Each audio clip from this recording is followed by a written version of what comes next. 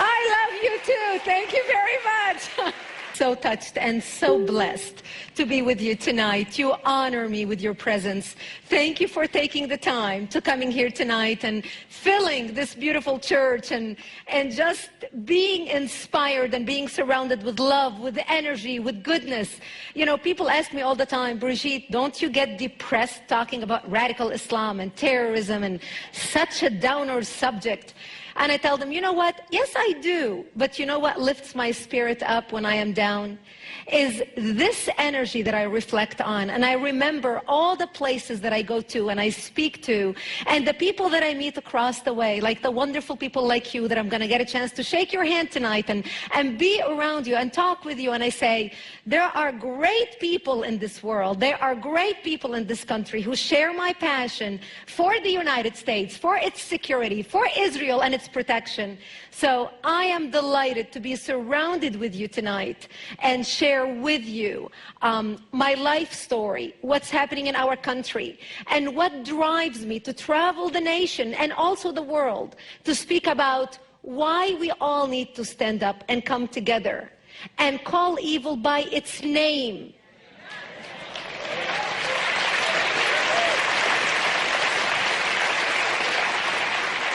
I hope you will be inspired, you will be empowered, you will be encouraged, you will be enthusiastic to go out and change the world, because it doesn't take many people to change the world. It only takes a dedicated few.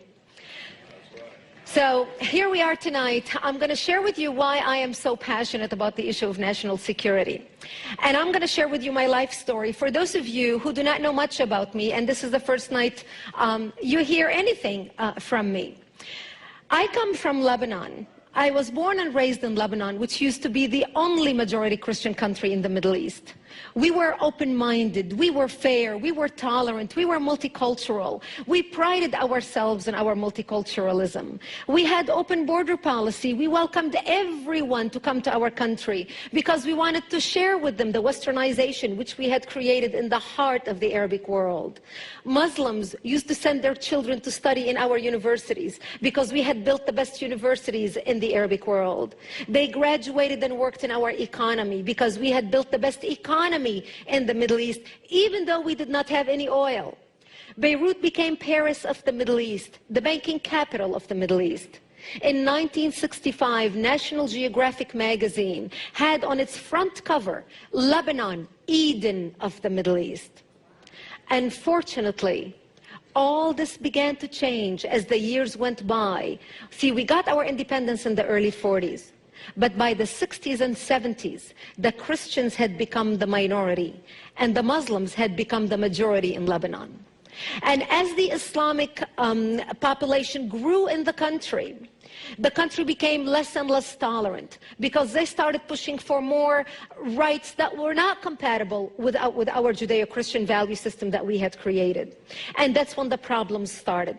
The problem was contained until the influx of the Palestinians out of Jordan in 1970, when Lebanon brought them in because we already had refugee camps. Actually, at that time, Lebanon was the only country in the Middle East to accept the third wave of Palestinians into Lebanon.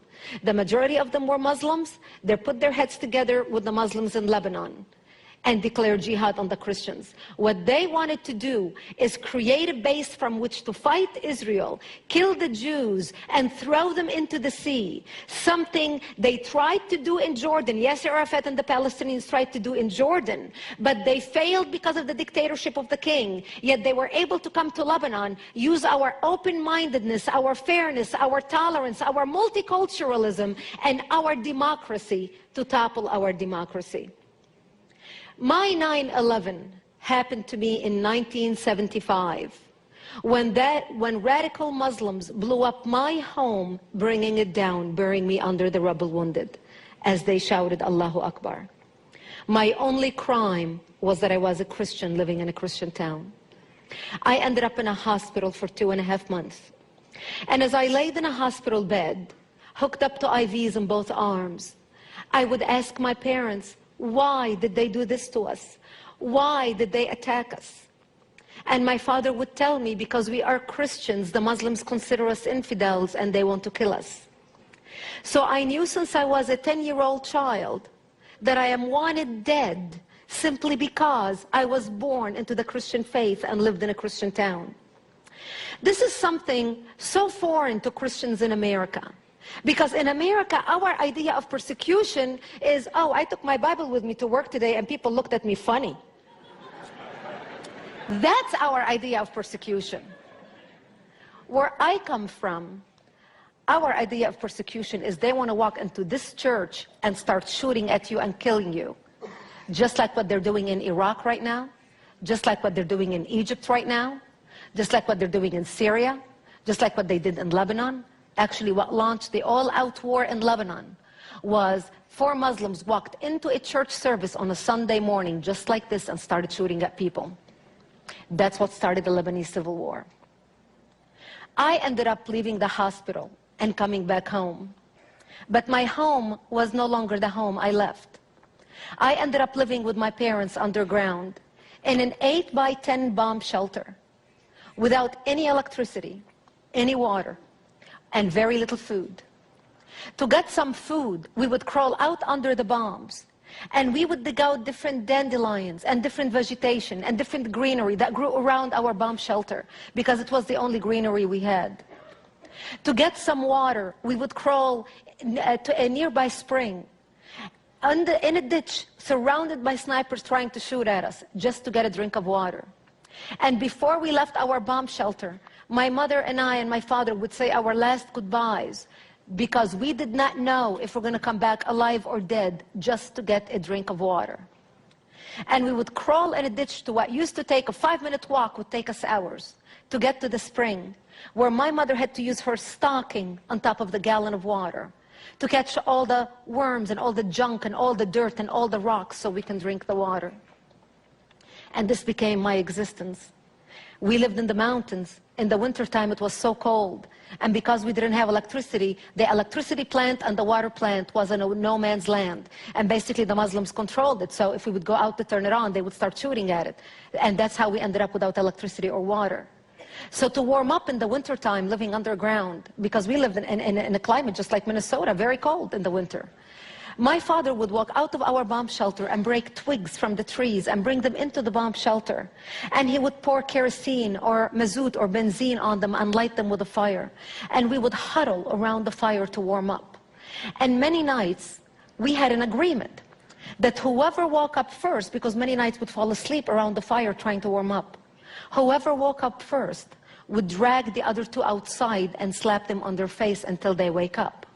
Because many nights we would pass out because of carbon monoxide poisoning, lighting fire underground with no ventilation in a little bomb shelter. And this became my existence.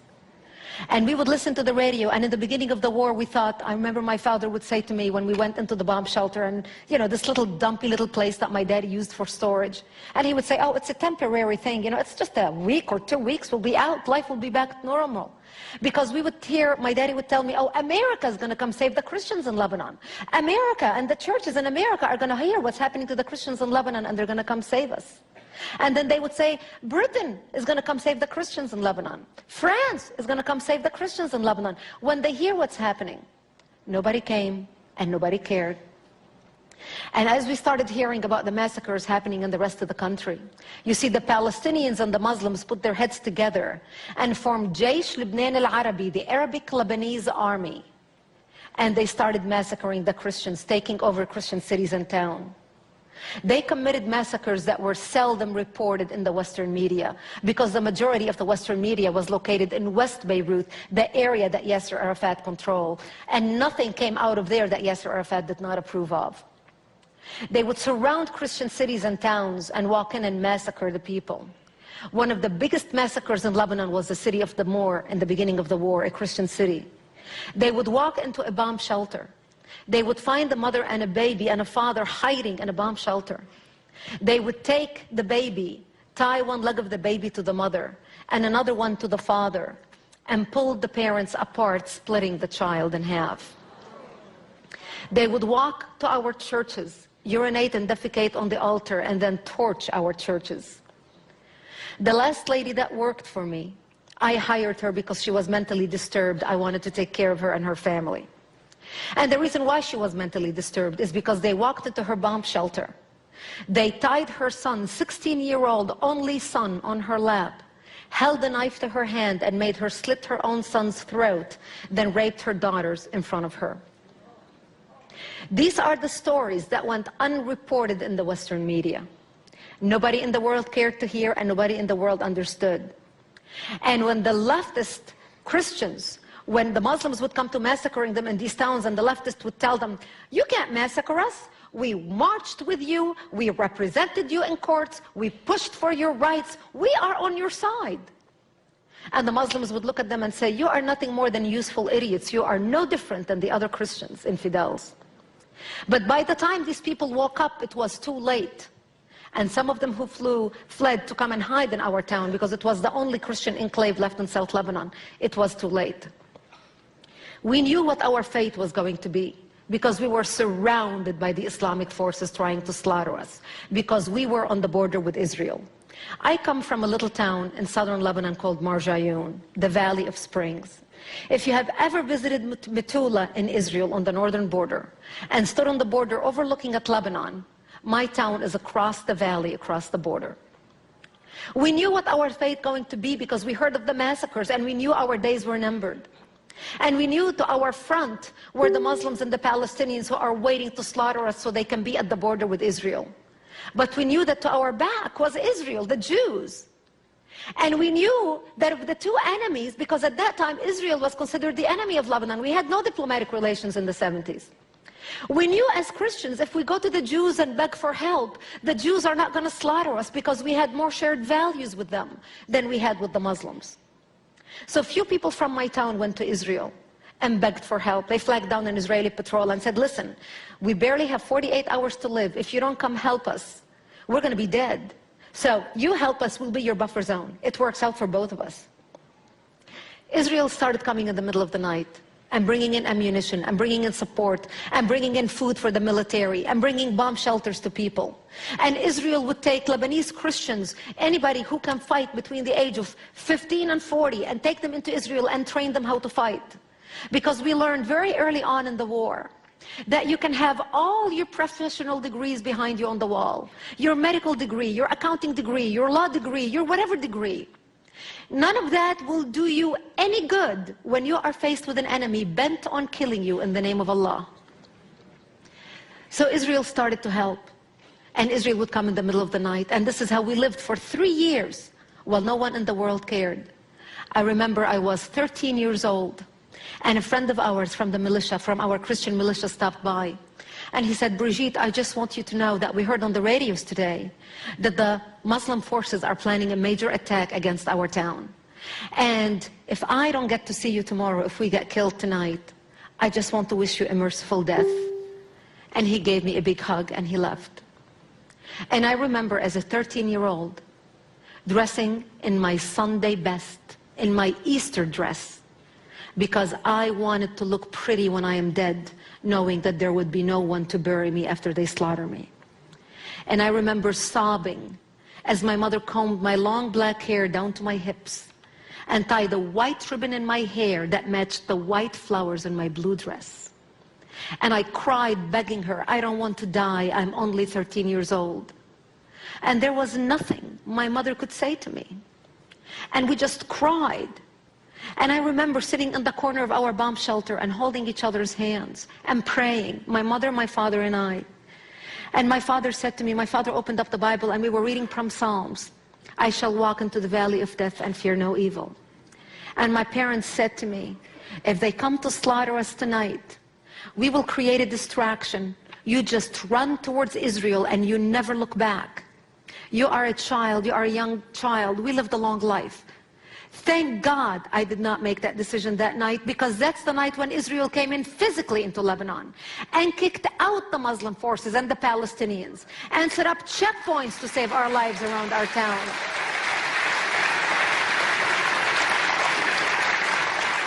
And that's how we stayed alive.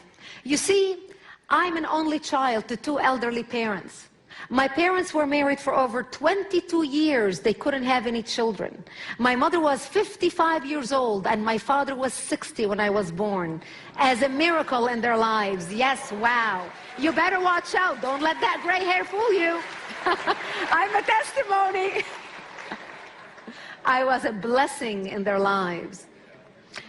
We went on to live in that bomb shelter like this for another 5 years until 1982, when Israel came in physically into Lebanon, entered Lebanon, all the way to Beirut.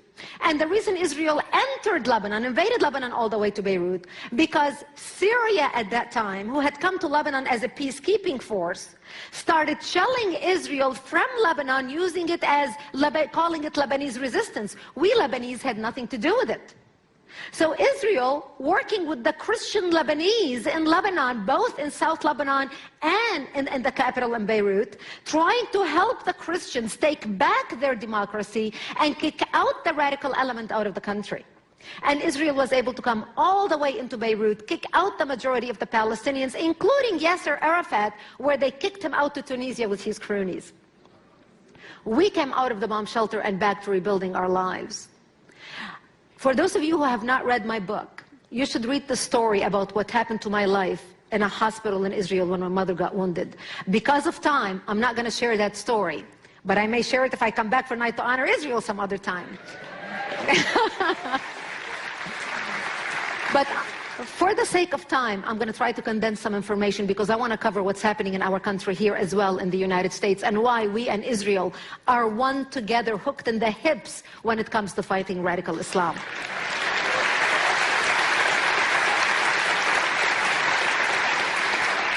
I ended up moving to Israel in 1984 and becoming a news anchor for World News in the Middle East, working in Jerusalem in Binyanei HaUmah. And that's the big building where they hold the big concerts right next to the Hilton Hotel. For those of you who attend the Feast of Tabernacles, I used to come down from the 5th floor down to the stage where they used to hold the Feast of Tabernacles every year, and that's where I worked. And that's where I worked from 1984 till 1989 as news anchor for World News, reporting on world events night after night. And as I reported on world events, I started realizing there was a pattern developing. Because no matter where the terrorist activity took place, and remember, this was in the 80s, where we started seeing a rise of terrorism and terrorist attacks around the world. No matter where the terrorist activity took place, the name of the perpetrators were always the same. Muslims, Ahmed, Muhammad, Hussein, Ali.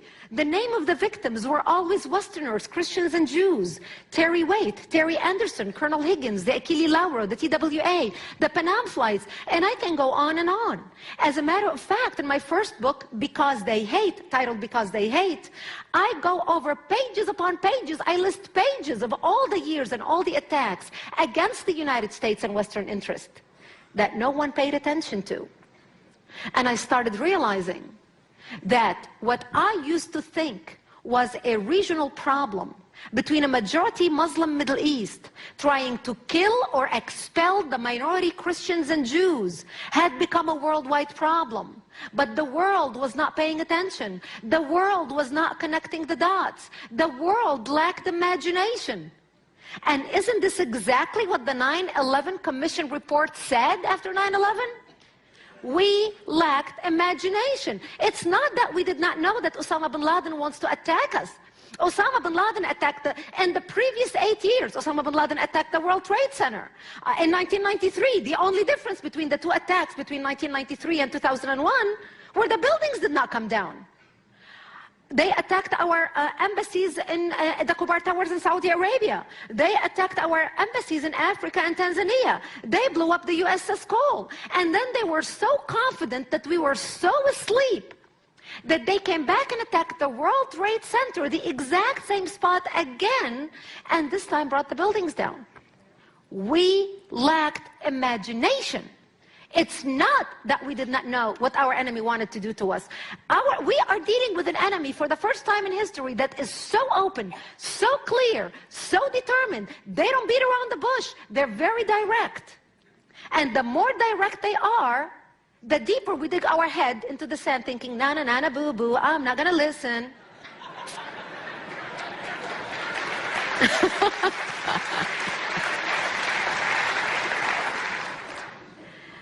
And the sad reality is that as long as Jewish blood was being shed on the streets of Jerusalem and Christian blood was being shed on the streets of Beirut, nobody in the world gave a darn. It wasn't until September 11th in the United States that the world woke up and realized, why do they hate us? What did we do to the Islamic world? Very simple words I have for you. They hate us. They hate us because we are infidels. Plain and simple. So what is driving this radicalism? Where is all this hatred coming from? A lot of people, especially when you listen to Al-Qaeda or the Palestinian, they say, well, we hate America, we are after America because America stands with Israel. Because of your foreign policy, that's why we attacked you on September 11th.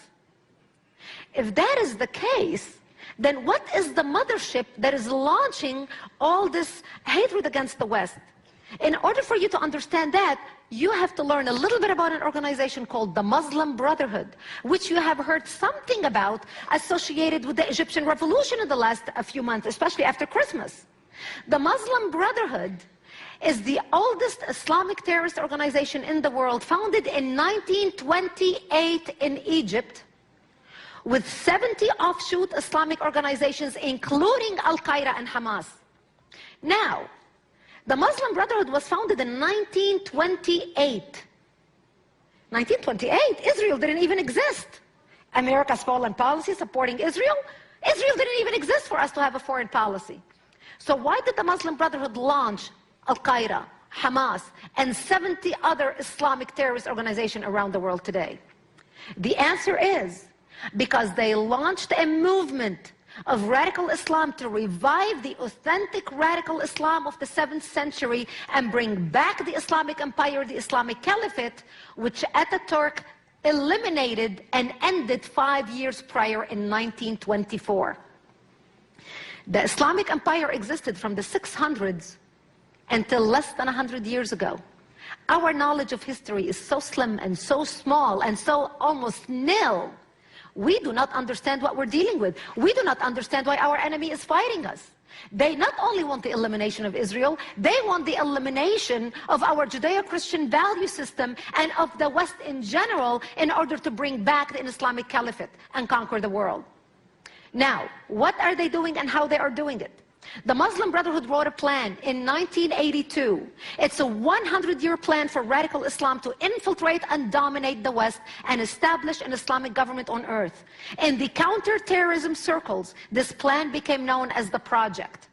In the project, they discussed tactics and proposals as to how to infiltrate the West, how to set up non-profit organizations and maintain the appearance of moderation in order to advance radical Islamic agenda in the West. They talk about how to work with like-minded progressive organizations in the West that share a similar goal. They talk about how to get Muslim interns in political offices in all levels in the West to sway opinion. They talk about how to get Muslims on the boards of Republican parties and Democratic parties so they can have a voice in swaying the decision of that party, whether conservative or liberal. They talk about how to get democratically elected Muslims into all levels in the Western government. They began implementing their plan in Europe in 1982. When you look at Europe today, Europe is no longer Europe. Europe has become Eurabia. As I am speaking to you right now, in Europe, in Britain alone, there are 85 Islamic Sharia courts operating parallel to British courts. I am sure if you would have stopped a British man 20 years ago on the streets of London and told him, do you know that 20 years from now, you're going to have a different legal system that's completely opposed to your democratic system, he would have told you, you're crazy. Just as much as a New Yorker would have told you on September 10th, if you would have told him that tomorrow, 19 men with box cutters are going to bring down the World Trade Center, attack the Pentagon, and kill almost 3,000 people. He would have told you, you're out of your mind. That's what's happening in England today. In France alone, there are over 725 no-go zones. These are Islamic zones where the police is even afraid to enter. Europe is no longer the Europe that you knew or your parents knew 20 or 30 years ago. Why are we so concerned in America? Because what's happening in Europe is nothing but a preview as to what's coming to the United States. They wrote the plan for the United States in 1991, the Muslim Brotherhood. Here is the plan. This plan was presented as evidence in the Holy Land Foundation trial in Dallas, Texas, in 2007, the largest ever terrorism trial in the history of the United States against an Islamic charity, where we handed down 180 guilty verdict, and 108, not 180, guilty verdict on terrorism charges. Here is this plan. It says مذكرة تفسيرية للهدف الاستراتيجي العام للجماعة في أمريكا الشمالية, written in 1991. What is so concerning about the plan, this is how to destroy America from within and how to set up an infrastructure in the United States, not a military infrastructure. We know Al-Qaeda is the military arm. We know those organizations want to attack us militarily. But this is the stealth jihad, or the cultural structure to topple down the United States. The most important page of this document is the last page, because it lists 29 front Islamic radical organizations operating in the United States as a front for the Muslim Brotherhood. The top one is ISNA, the Islamic Society of North America. Many of you have heard of ISNA because they are now advisors to President Obama about Middle East policy. We not only have the fox watching the hen house, we have the fox inside the hen house talking to the president. And you wonder why the president is so eager to throw Israel under the bus, or already threw Israel under the bus? It is shameful, shameful.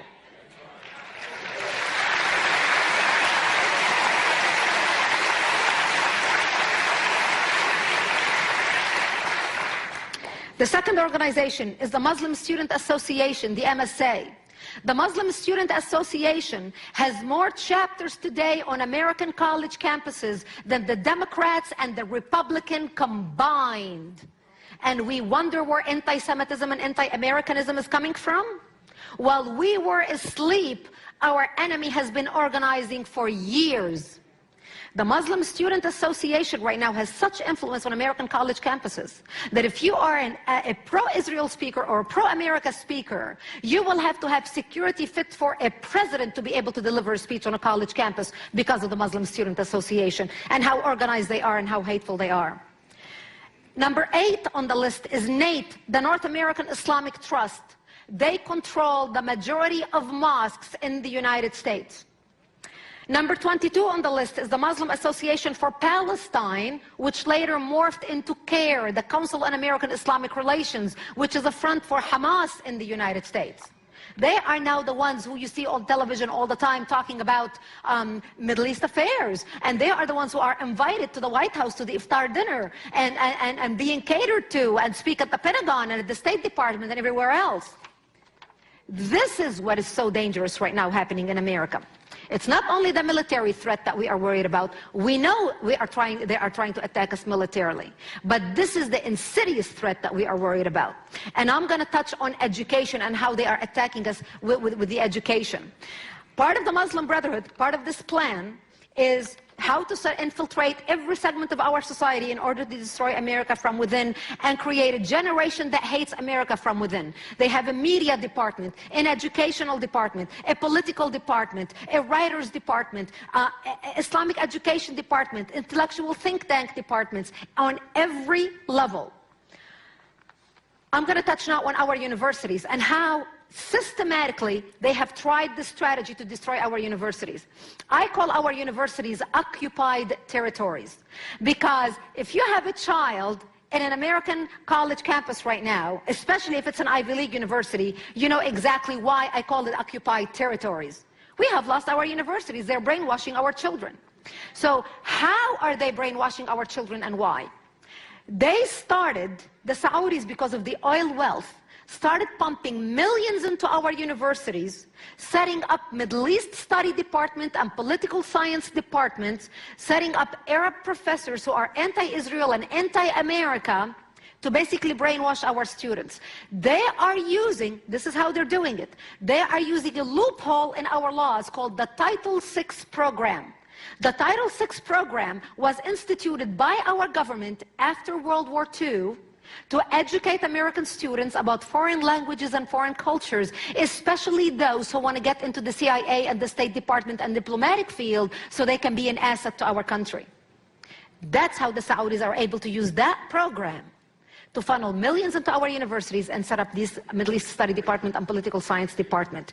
To give you a general idea of the infiltration of our universities, King Fahd of Saudi Arabia donated $20 million to set up a Middle East Study Department at the University of Arkansas.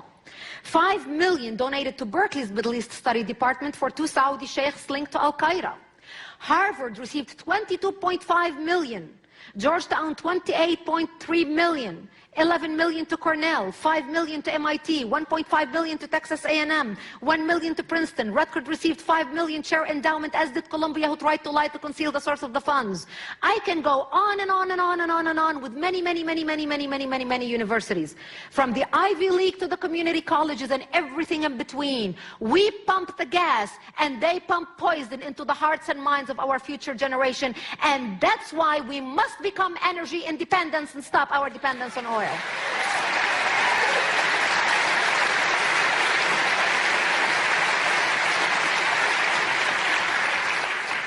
People ask me all the time, Brigitte, why is the media so biased? I mean, my gosh, God forbid you're subjected to watching CNN, let alone CNN International, if God forbid you are on one of these cruises, because that's the only thing you're stuck watching on a cruise, CNN International. You know, you might as well be watching Al Jazeera in English. You know, my husband sits watching television with his shoe in his hand, ready to swing it at the TV set. I'm like, honey, it is so aggravating, but it is everything bad about America, as if nothing is good about America. And people say, why? Why are they so brainwashed like this? And I tell them, why are you surprised? Because for the last 16 years, ever since the Saudis started spending their millions of dollars into our universities, all these students who have been graduating out of our universities being fed a steady diet of hate and resentment against America and Israel are now the news anchors, the news writers, the opinion shapers, the bureau chief, the newsmakers. What else do you expect? They're basically talking the talking points that they were given in college. Except now they are the adults who are driving the agenda in our country and influencing millions of people.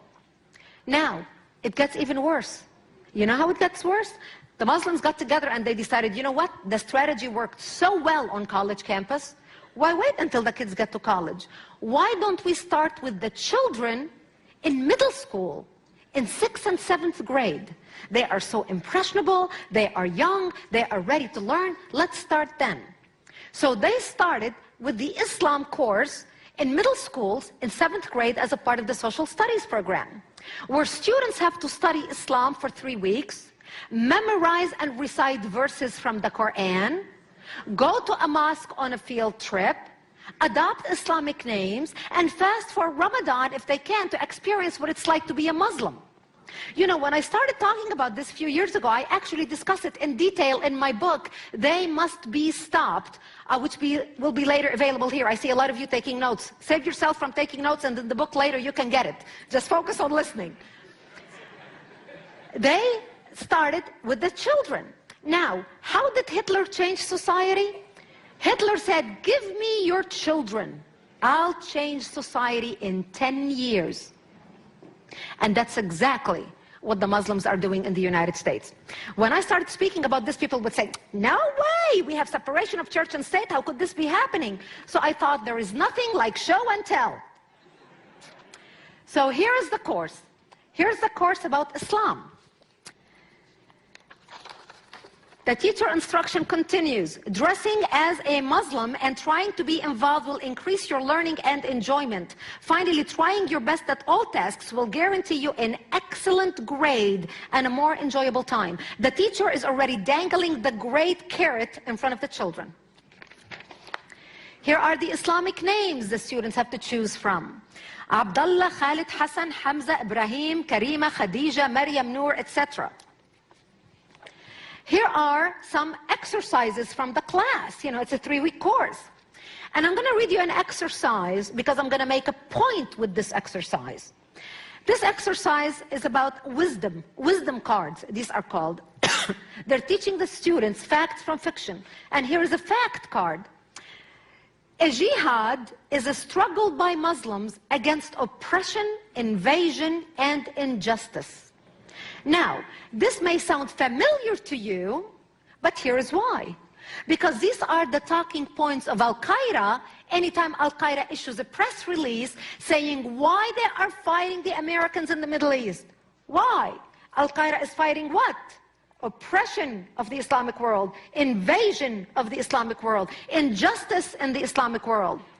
What do the Palestinians say when they're talking about why they're fighting Israel? Why they have jihad against Israel? What's the Palestinians' talking point? Have you ever heard Hamas, the latest Hamas press release? We will continue our fight against injustice, oppression, and invasion. Our enemies' talking points are now being taught to our 6th and 7th graders in public schools in the United States. Why are they doing this? Because these students 10 years from now are going to be in college, and they're going to go into the workforce, and they vote. And what opinion do you think they're going to have about Israel and our soldiers who are fighting in the Middle East coming back home? Well, of course they're going to kill you. You deserve to die because they are just protecting themselves. That's why they have jihad, because they're fighting you because you invaded them, and you are not being just to them, and you are occupying them. That's what's happening in our society. And here's the kicker. Here is something that the students have to analyze. Remember, public school. This is public school. Here's something that they have to analyze. It is the Islamic salvation prayer, or the Fatiha, which is the prayer that is said in the beginning of every prayer. It is the equivalent to the Christian prayer of the salvation prayer of I accept Jesus Christ into my heart as my Lord and Savior, etc. Praise be to Allah, Lord of creation. Now remember, we cannot sing Christmas songs at public schools. Okay? Can you imagine Pastor Hammond going in there saying, praise be to Jesus Christ in public schools? Okay. Praise be to Allah, Lord of creation, the compassionate, the merciful, King of judgment day. You alone we worship, and to you alone we pray. Guide us to the straight path, the path of those whom you have favored, which is the Muslims who accepted Islam and Muhammad. Not of those who have incurred your wrath, which is the Jews who refused Muhammad, nor of those who have gone astray, which is the Christians. This is in public school. The students have to analyze this prayer. Can you imagine Pastor Hammond going to public schools and saying, we're going to teach the Bible, a course about the Bible for 3 weeks. Now, you all students, if you behave yourself and dress like Jesus used to dress, and, you know, wear the Roman sandals, you'll get better grades. And you're going to adopt Judeo-Christian names like Michael and Sarah, and you're going to memorize and recite verses from the Bible, and you're going to fast to experience Good Friday, so you'll know what it's like to be a Christian. And then I'm going to invite you to my church for a church service, so you can experience like what it's a Christian. Now, let's analyze the salvation prayer. Jesus, I accept you into my heart as my Lord and Savior. What do I mean by that? Can you imagine him teaching that in public schools? What do you think will happen? And you know how they're getting away with it? Because most parents do not sit with their children and watch what they're studying. We have a problem in our country. At the end of the course, and I just have to share this page with you, and I'm skipping through a lot of things, Pastor, because I want to make sure I honor the time and stick to the time. I can talk about these things like for another hour. But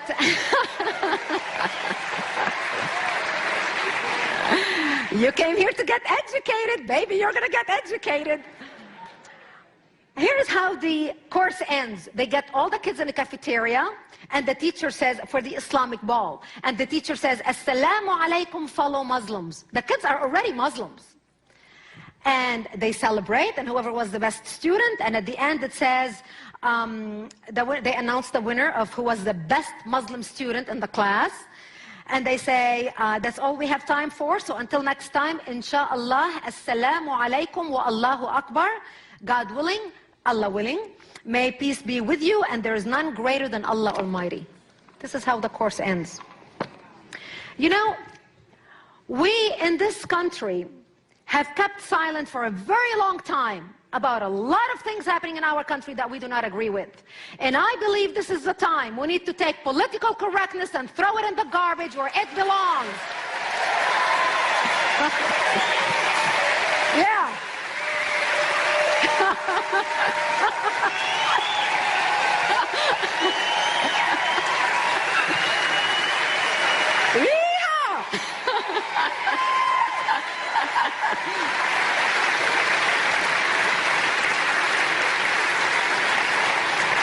Absolutely.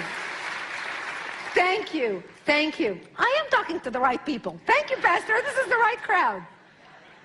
You know, I travel the country and I speak to many people. And I know that we have a lot of things in America that are not perfect. No one's perfect. And just as people have our own shortcomings, every country has its own shortcoming. But I am sick and tired when I see people complaining about America, apologizing for America, seeing all the ills in America. If they are that upset with America, for God's sake, we'll give them a one-way ticket to whatever country they want to go to and leave this country to us.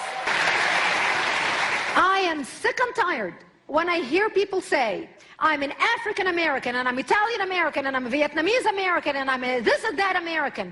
I am nothing but an American. We must be only Americans.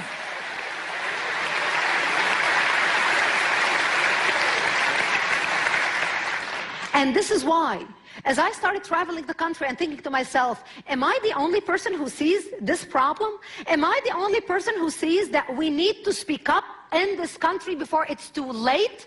I understand what happens when people turn a blind eye to evil. When good people turn a blind eye to evil, evil dwells. Societies deteriorate. Apathy brings in tyranny. You know how I know? Because my life was affected by it. I lost my country of birth to radical Islam. I do not want to lose my adopted country, America. And that's why I'm doing what I am doing.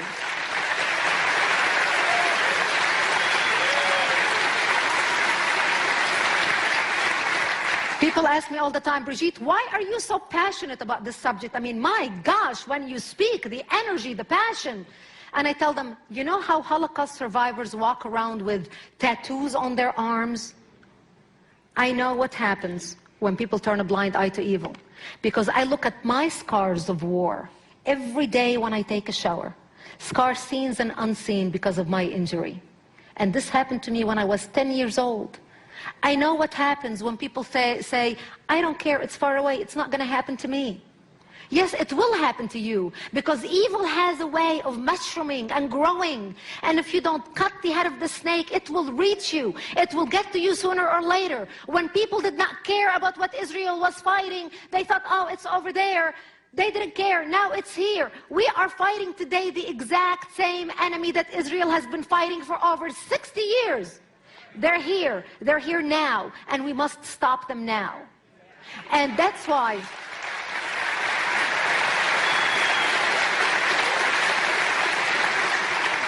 And that's why when I started traveling the country and I started educating people, I realized very quickly, people will come to me, they say, now that I am educated, what can I do? Give me something to do. And I realized very quickly, we can educate until the cows come home.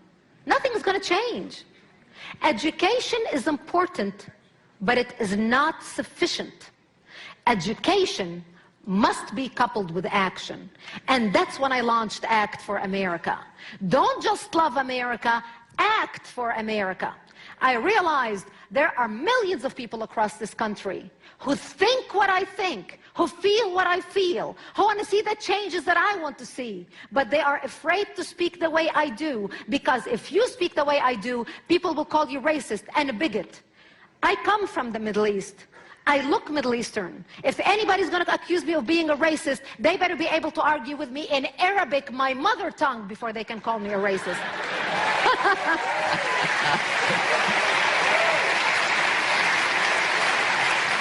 And that's when I started traveling the nation speaking for Act for America. I'm proud to tell you that Act for America today is 170,000 members strong, 580 chapters nationwide. Yes, thank you. We have a full-time federal lobbyist on Capitol Hill, all day long talking to elected officials about what's happening in our country and educating them. We have our own national television show airing to 40 million homes across the United States and 190 markets. And I travel the nation speaking to people about how we can all work together in order to bring about change in our country. I realized the power of the individual in the United States is unbelievable and irreplaceable. We have something that most other nations do not have, and that is our Constitution and our Bill of Rights that give us the power to change the world.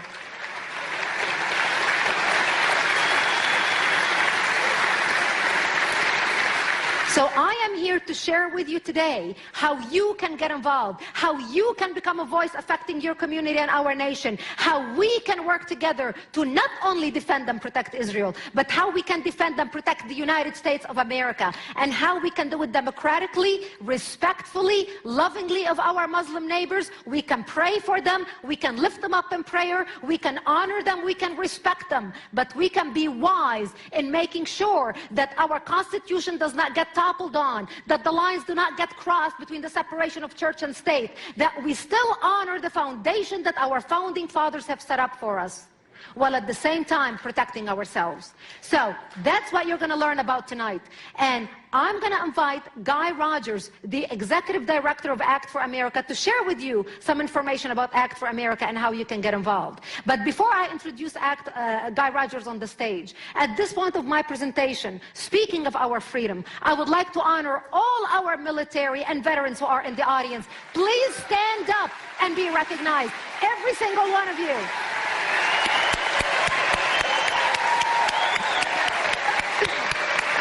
Remain standing. Thank you. Thank you. Thank you. Thank you. Thank you from the bottom of my heart. Thank you. Kindly remain standing. I have a message for you, all our veterans and our military. Kindly remain standing. I have a message for you. All of you, I want to see all of you up. Anybody who sat down, I'm waiting for you to stand up. Because I want to thank you from the bottom of my heart for building a nation for me, where an immigrant like me can escape tyranny and come here and live in this great nation. Thank you for building a nation for me, a beacon of light where people from all over the world can come here to be free. Thank you for building a nation for me where I can come and be all I can be as a human being, where I can accomplish anything I want to accomplish, where I can stand up and speak without fearing for my life, where I can exercise my freedom of speech, my freedom of the press, my freedom of religion, and every other freedom I have. I know my freedom and the freedoms of everybody sitting down are built upon your shoulders and your sacrifice.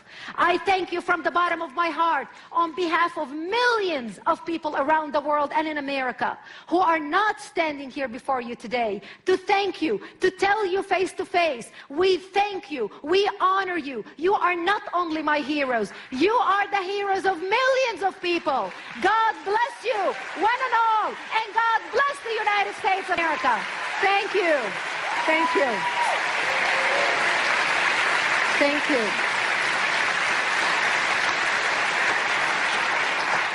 And I vow to you, I am building an organization that will always honor you, that will always lift you up, that will teach a new generation of America that you are our heroes and you will always be our heroes and you'll be treated as heroes. I vow to you that every place I am and every place members of my organizations are, you will be honored, you will be lifted up, you will be recognized. Okay.